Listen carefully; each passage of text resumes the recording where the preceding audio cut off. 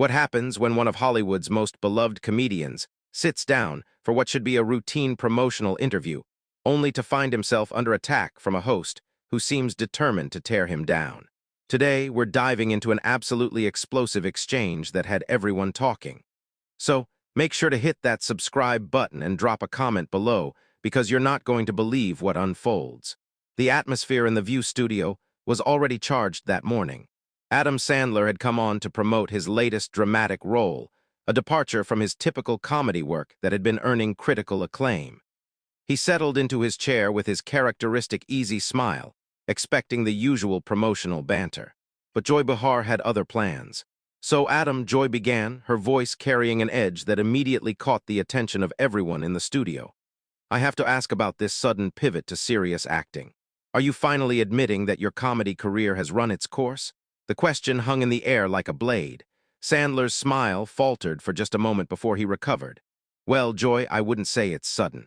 I've been doing dramatic work for years now, and I love exploring different aspects of storytelling. But let's be honest, Joy interrupted, leaning forward with a predatory gleam in her eyes. Your last few comedies were absolutely panned by critics, box office disasters. Are you just trying to salvage what's left of your reputation? The other hosts shifted uncomfortably in their seats. Whoopi Goldberg shot Joy a warning look, but Joy was just getting started. Sandler maintained his composure, though viewers could see his jaw tighten slightly. I think my fans would disagree with that assessment, Sandler replied carefully. My movies connect with people, and that's what matters to me. Not everyone has to like everything I do. Connect with people? Joy scoffed, her voice rising. You mean connect with 12-year-old boys who think fart jokes are the height of comedy? When was the last time you made something actually intelligent, Adam? The studio audience began to murmur uncomfortably. This wasn't the usual playful ribbing that guests expected on talk shows. This felt personal, targeted, almost cruel. Sandler's response was measured but firm. Joy, I'm not sure why you're being so hostile here. I came on your show to talk about my new film, which deals with some pretty serious themes about family and loss. I thought we could have a conversation about that. Oh, we can have a conversation, Joy shot back. But let's have an honest one. Your so-called dramatic performances are just you doing your regular shtick, but with fewer laughs. You're not fooling anyone into thinking you're some kind of serious actor. The tension in the room was palpable now. Sandler's publicist, sitting off camera, looked like she wanted to intervene, but Sandler held up a subtle hand to stop her. You know what, Joy? Sandler said, his voice still controlled but with a new hardness to it. I've been in this business for 30 years. I've made movies that have brought joy to millions of people. I've worked with some of the most talented actors and directors in Hollywood. If you want to sit here and tear me down for whatever personal reasons you have, that's your choice. But I'm not going to sit here and let you disrespect my career or my fans. Joy laughed a sharp, bitter sound. Personal reasons. This isn't personal, Adam. This is about calling out mediocrity when I see it. You've been coasting on the same juvenile humor for decades, making millions while real artists struggle to get their work seen. Real artists. Sandler's eyebrows shot up. So comedy isn't real art now. Entertainment isn't valuable. The movies I make employ hundreds of people. They give families something to laugh about together. They help people forget their troubles for a couple of hours. If that's not valuable, then I don't know what island. The other hosts tried to jump in and redirect the conversation, but Joy was relentless. Please spare me the noble speech about helping families. You're making schlock and you know it. When was the last time you challenged yourself as a performer? When was the last time you took a real risk? Sandler's composure was beginning to crack. His hands gripped the arms of his chair, and his voice took on an intensity that surprised everyone watching. You want to talk about taking risks, Joy? Let me tell you about risks. Every time I step in front of a camera, I'm risking failure. Every time I put myself out there for people to judge, that's a risk. And you know what the biggest risk is? Sitting across from someone who's supposed to be a professional interviewer, and instead getting ambushed by someone who clearly has some kind of personal vendetta. The studio fell silent except for the sound of cameras continuing to roll. Joy's smile had turned cold and calculating. A vendetta? She said slowly. Or maybe just someone who's not afraid to tell the truth about Hollywood's golden boy who never grew up. That was the moment everything changed. Sandler leaned forward in his chair, his eyes locked on Joy, and when he spoke, his voice carried a quiet fury that made everyone in the studio hold their breath. You know what, Joy? Sandler said, his voice dangerously quiet. "I've been sitting here trying to be respectful, trying to be professional, but you clearly came into this with an agenda. So, let me ask you something. What exactly have you contributed to entertainment? What joy have you brought to people's lives?" Joy's face flushed red. "Excuse me. I've been a professional broadcaster for decades. I've won awards. I've broken stories. I've held politicians accountable. And yet here you are," Sandler continued, his voice gaining strength, "using your platform to tear down someone who's done nothing but try to make people laugh. You want to talk about taking the easy road? How about sitting behind a desk every day throwing stones at people who actually put themselves out there creatively?" The other hosts looked like deer in headlights. Sunani host tried to interject.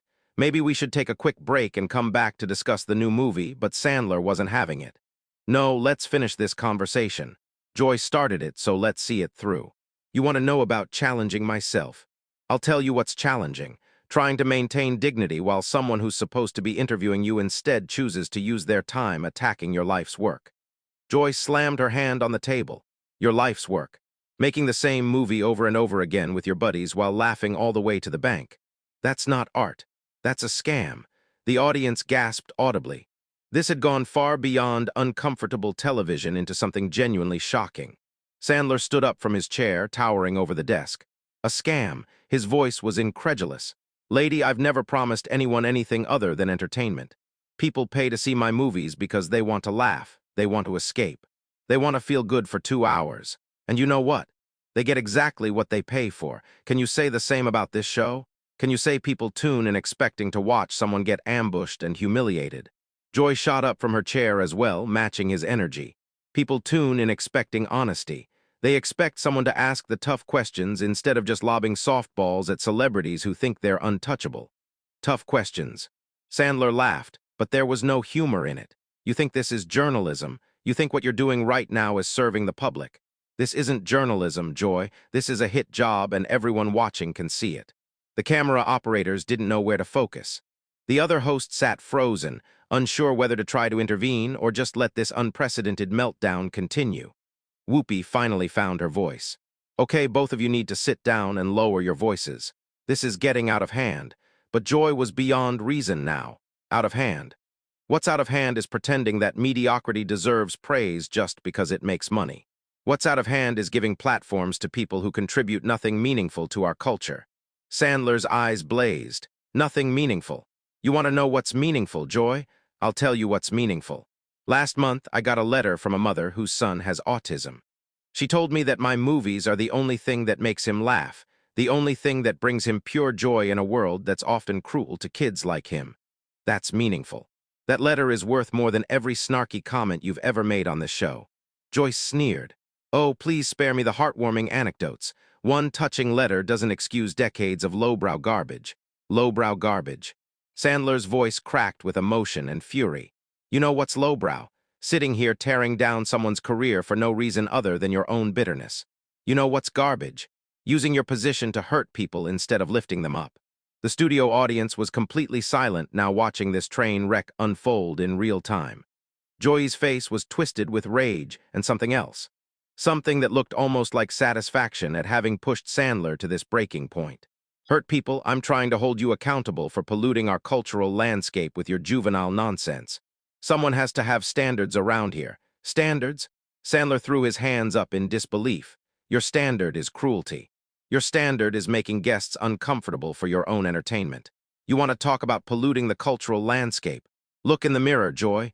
You're everything that's wrong with media today." The tension in the room was suffocating. Production assistants were signaling frantically from off-camera, but the confrontation had taken on a life of its own. Joy leaned across the desk, her voice dropping to a venomous whisper. "At least I'm not a grown man making millions by acting like a 12-year-old. At least I have some dignity." That was the final straw. Sandler's composure completely shattered, and what came next would be replayed on social media for weeks. Sandler's face went completely red, and when he spoke, his voice shook with a rage that nobody in that studio had ever witnessed before. "Dignity," he roared, his voice echoing through the studio. "You want to lecture me about dignity? You sit here every single day gossiping about people, spreading negativity, tearing down anyone who dares to be successful or happy. That's your idea of dignity. That's your contribution to the world. Joy tried to interrupt, but Sandler was on a roll now. 30 years of frustration with critics and cynics pouring out all at once. No, you don't get to talk anymore, Joy. You've had your say. Now it's my turn. His finger pointed directly at her, trembling with emotion. You know what takes real courage? Getting up every morning and choosing to spread joy instead of misery. Choosing to make people laugh instead of making them feel small. Choosing to build something instead of just tearing things down from the sidelines. The other hosts sat in stunned silence. Sunny looked like she might cry. Sarah Haynes had her mouth hanging open in shock. Whoopi was frantically gesturing to the producers off camera, but they seemed just as paralyzed by the spectacle unfolding. You think making people laugh is easy? Sandler continued, his voice cracking with emotion. You think it's simple to get up in front of millions of people and try to bring some lightness into their lives.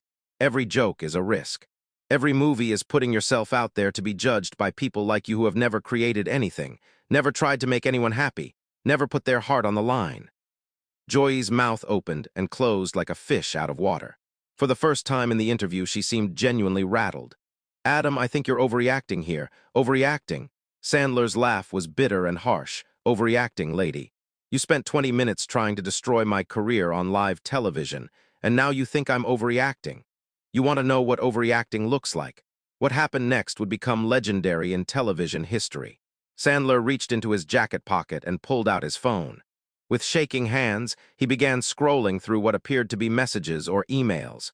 You want to hear about real people, Joy. People who aren't bitter critics sitting in judgment. His voice grew stronger as he read. Here's from Jennifer in Ohio. She says my movies helped her through her divorce. Gave her something to laugh about when she thought she'd never smile again. Joy tried to interrupt. Adam, this is really not necessary. Oh, it's absolutely necessary, Sandler shot back. Here's from Michael in Texas. He says he watches my movies with his elderly father who has dementia, and they're the only thing that still makes the old man laugh. Still think my work is meaningless garbage. Joy, the studio audience began to murmur. Some people were actually crying. The camera operators were getting shots of audience members wiping their eyes, completely invested in this raw, emotional moment. Sandler's voice grew louder, more passionate. Here's from Sarah in Michigan. She's a single mom working 2 jobs, and she says, my movies are how she unwinds after 14-hour days. She says they remind her that it's okay to be silly sometimes. That laughter isn't childish. It's necessary. Joy's face had gone pale. She clearly hadn't expected this turn. Hadn't prepared for Sandler to have ammunition of his own. You sit here in your comfortable chair, Sandler continued, his voice now booming through the studio, making 6 figures to tell people why they shouldn't enjoy things. But out there in the real world, people are struggling. People are hurting. People need reasons to smile. And if my stupid juvenile lowbrow movies can give them that, then I'm proud of every single one of them. The emotion in his voice was raw and genuine. This wasn't acting. This wasn't a performance. This was a man defending not just his career, but his life's mission. Joy finally found her voice again, but it came out smaller than before. I'm not saying people shouldn't enjoy entertainment, Adam. I'm just saying that as artists, don't we have a responsibility to challenge ourselves to create something with substance? Sandler stepped closer to the desk, his eyes blazing. Substance. You want substance? Let me tell you about substance. Substance is a kid with cancer who laughs at one of my movies and forgets about his pain for 2 hours. Substance is a family sitting together in a theater, sharing joy instead of staring at their phones. Substance is choosing to put positivity into the world instead of cynicism.